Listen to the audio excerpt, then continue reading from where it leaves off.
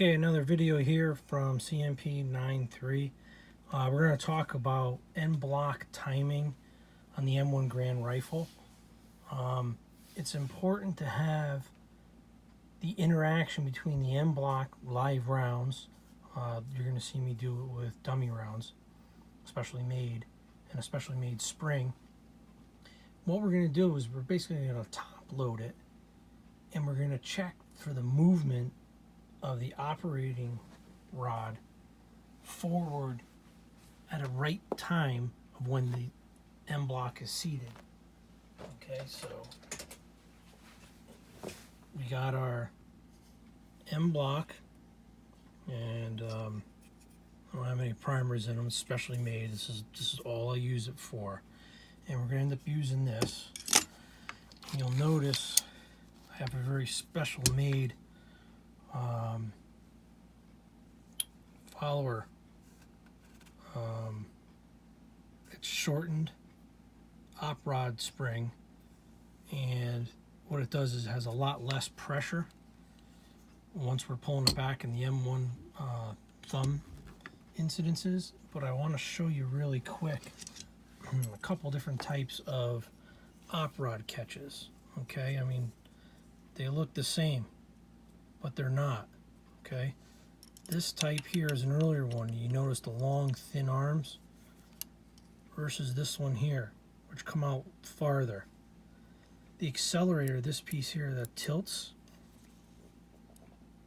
if you look really close, this one in here doesn't have a ridge on it, but this one does. See it? What this does is there's differences in the thousandths that interact with the stud once it's, you know, fully assembled, and how it pivots is how this catches the Oprod. And it's so important that when you have a good Oprod catch, this should be nice and sharp. There shouldn't be any burrs on it, and your arm should be nice and straight all the way around. It shouldn't be worn out. Your holes should be nice and tight on the pin, and everything should be clean. This should be free moving, this accelerator. Okay, if it's bound up, it's no good. Got to get it loosened up. So what we're talking about, first thing, obviously it's an unloaded rifle. We're going to check, but I want to show you the interaction right here. This is the Oprod catch. No rounds in it. It's open. We're going to pretend that the last round came out. It slides back. Notice. Go forward. If you look, the Oprod, you're going to see it dip. If you look at this little corner right here, it's going to dip as we get closer. And that's another reason why this Oprod, people ask, well, you know, how are the edges sharp over here? Are they rounded? Are they cracked? Or are they missing one of them? Watch the Oprod catch as they get close. See how it dipped? Okay, now we got an interaction. Now we got a rubbing right there as we're going back. Because what we're telling this Oprod catch is it's now canting this way and putting pressure, and it's going to jump over these teeth right here, and it's going to get caught in here. And I'm going to do it right here for you. It's riding on it. It's going to catch. That is your last round. That's after you hear all your 8 pews, then it's the ping. This is why. Your ejector, M-block ejector, puts the upward pressure, it flies out the top, and it's gone, and your followers all the way up to the top. That's how an empty rifle looks. And the idea is that once we use this as a test, we're going to put this in and load it, and we're going to look for the Oprod not moving until this is seated. You should hear 2 distinct clicks. And as I'm pushing down, before I do that, I want to show you something. There's no rounds in it. M1 thumb, right? Watch this. Nothing. No thumb.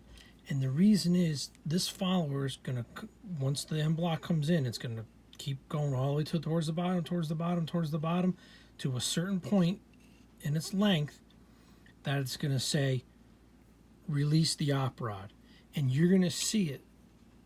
See the movement? When I put this in, you're going to see the movement towards the bottom. All right, I'm getting heavy pressure now, so the op rod catch is probably going to start moving out of the way. Right? See it? See the daylight coming in? See it moving up? All right, I'm going to let off on it now. I'm going to show you the top because that's one of the most important spots. You know how that works, but what I'm going to look for now is this interaction here with this right here going down. So I'm putting my hand with my specially made op rod spring in here. I'm pushing down, just I'm going to load it. And you can hear 2 clicks.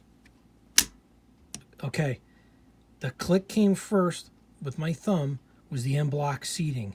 Then the op rod came and it's going to try to strip that round off. That's exactly what I want.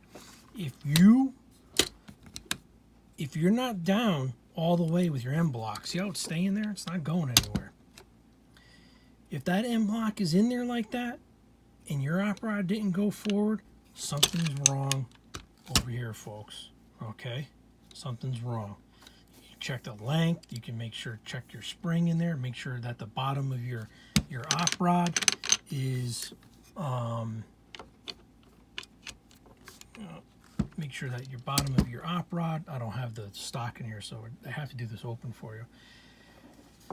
You got to make sure that your op rod, the cavity for the actual spring itself, let's see if I can get this to go on like this. And this is a great example. There is the spring tension at the bottom of your M-block, okay? That's what it looks like, right? So do you ever want to eject that last, that whole set of M-block? There you go. That's how it works, okay? There's enough pressure with this spring in here to bring a fully loaded clip and 8 rounds out, okay? And it's locked back because of the position of the followers all the way to the top. See how she's not moving? No M1 Garand thumb, okay? That's what we're doing when we're looking for timing. If you're having anything other than what I just showed you, where the first click is the seating of the M-block, followed by the rapid movement of the op rod forward, anything other than that, it's no good. You got to work on a few things. Some of them could be the follower, some of them could be the op rod catch, some of them could be the timing off of the bullet guide. I want to show you that real quick. So we're talking about this height here, okay? And if you look really close, this one at the bottom right here is peened over. So somebody actually grew some height on this to probably change the timing. That's another thing you can do. But you just have to go through and mechanically check all your parts to make sure your timing is proper. And you won't be getting any extra rounds coming out the top or anything like that, or stripping too early. If you're stripping the first round, second round off, it should be always coming back and clearing it. And another point to talk about is the op rod itself. It's called the tilt test. Tilt test is nothing more than when everything's stripped down. All you have is the bolt with nothing behind it, no guts in here, and you should be able to tilt the rifle up and down, and it would be opening and closing the bolt with its own weight of the op rod and the bolt itself. All right, that concludes how to do a timing test on the M1 Garand rifle using a dummy clip and a specially made follower rod and op rod spring. Thank you for watching. Check out the other videos. I'm going to do some more M1 Garand videos. Those guys down at the CMP Custom Shop, Chris, Lucas, Fig, and Chris and Brent, did a great job at the advanced maintenance course. Big shout out to them. If you have an opportunity to go down there as individual, sign up next time they have it, or do it with a buddy. Take care, folks.